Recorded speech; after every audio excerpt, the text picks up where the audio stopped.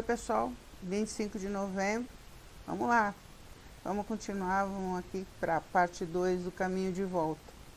Gente, vocês devem estar olhando aí a foto e vocês estão percebendo que existem dois casais. O casal Paulino Luquete e Maria José Amélia são os meus pais biológicos. Eles se conheceram dentro da colônia e tiveram 3 filhas, mulheres. Mas o Paulino Luquete já tinha 3 filhos homens de um outro relacionamento. Depois eu vou contar para vocês como é que foi isso. A minha mãe tinha mais 2 filhos, né? Era o Sebastião e mais um José Carlos, que ficaram na cidade de Guaranésia, Minas Gerais, e em São José do Rio Preto. Não sabemos deles. Eu não conheci a minha mãe nem meu pai. Meu pai faleceu no ano que eu nasci, em 56, eu nasci em maio e ele morreu em dezembro. A minha mãe biológica, ela saiu de lá do Santo Ângelo, de onde eu nasci, em 1988, e disse para as amigas dela que ela ia embora, que ninguém mais ia encontrá-la, porque ela tinha ficado muito triste com o fato de ter tido 3 filhas mulheres e nenhuma das 3 ter conseguido ficar com ela. Meus pais, os meus anjos que me adotaram, que me tiraram de uma situação de abandono, porque o Estado assim determinou que nós fôssemos abandonados, porque quando você põe uma criança em orfanato, esse tipo de coisa você está abandonando. É a única conclusão que eu chego. O Antônio e a Yolanda foram 2 pessoas excepcionais, maravilhosas, sempre tiveram ações sociais, sempre fizeram, sempre me levaram. Eu sempre tive contato com o próximo, com esse estender de mãos e estar aqui para servir. O que eu posso falar dos meus pais, do Antônio e da Yolanda? Amor, gratidão, gratidão eterna por toda a vida, mesmo depois que eu não existi. Mas vejam que situação, 2 pessoas, mais 2 pessoas, 2 casais, 4 seres humanos, cada um com uma história diferente, mas que tem a ver muito comigo. Uma deu a luz a mim e a outra criou. É impressionante isso, né, gente? Eu sou Tereza Oliveira, assistente social, faço mentoria e gosto muito do que faço. Estou aqui hoje para a gente continuar o nosso assunto que eu comecei na segunda-feira a respeito das questões da hanseníase e dos filhos separados.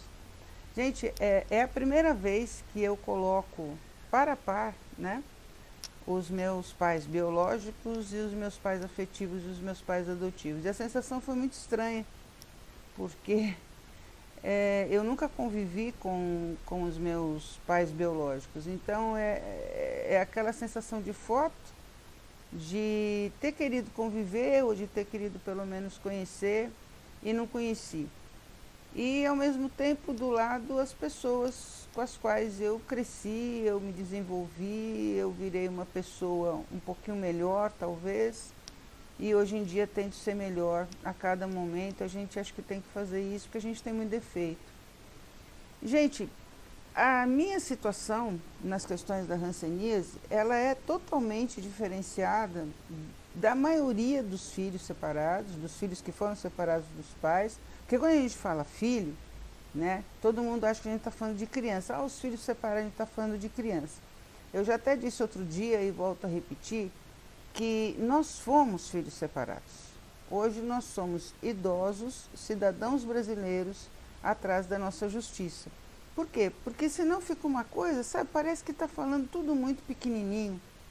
E a nossa história é muito grande, a nossa história é muito vasta. E a justiça precisa ser feita, não importa quando ela vai ser, porque eu já até desisti de prazo, de promessas, né? São 18 anos tentando fazer alguma coisa, então eu só digo para vocês que ela vai ser feita. Isso com toda certeza a gente vai conseguir que ela seja feita justiça.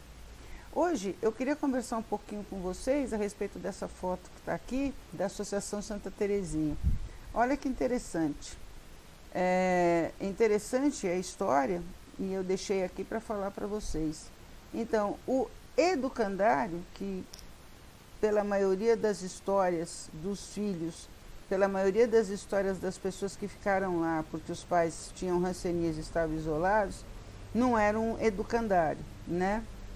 Ele teve início em 1919, quando a Margarida Galvão reuniu um grupo de senhoras para amparar os filhos de portadores de hanseníase que costumavam ir ficar ali para adoção ou para conviver. Então, em 1923, foi fundada a Associação Santa Terezinha, tá? E em 1927, inaugurada a Associação aí de Carapicuíba. Antes era em São Paulo, aí venderam o terreno lá, ganharam outro terreno, enfim, está lá essa grande construção até hoje. As histórias, elas se contradizem muitas vezes, porque tem pessoas que ficaram lá que dizem que lá foi o melhor lugar do mundo.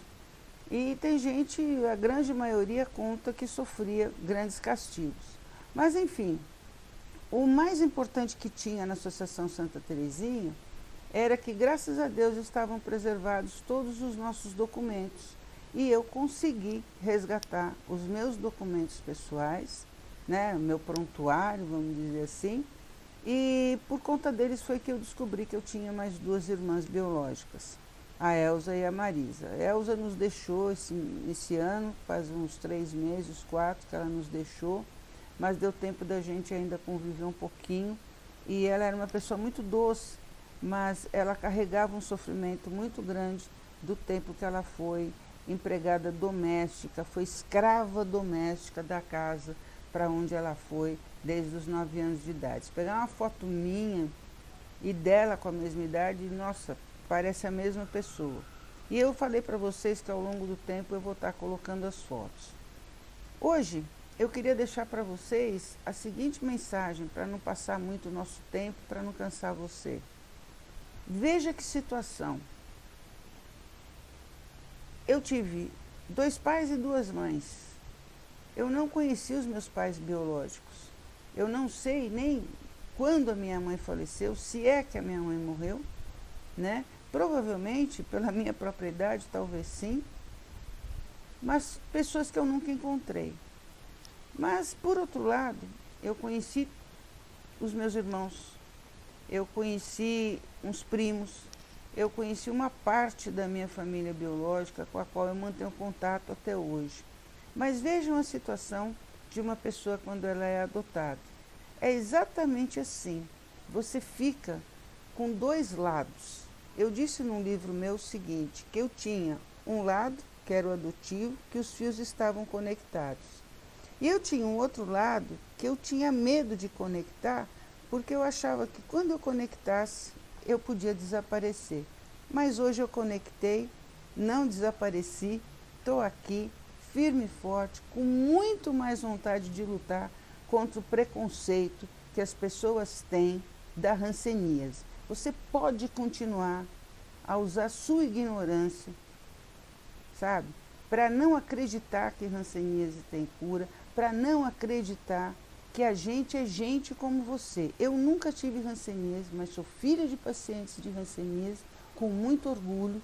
Por quê? Porque eles foram verdadeiros guerreiros numa época que direito era uma palavra muito distante. E justiça, nesse momento, apesar de distante, ela não é difícil de alcançar, porque a gente vai continuar a batalhar. Até sexta, gente, e eu continuo a história.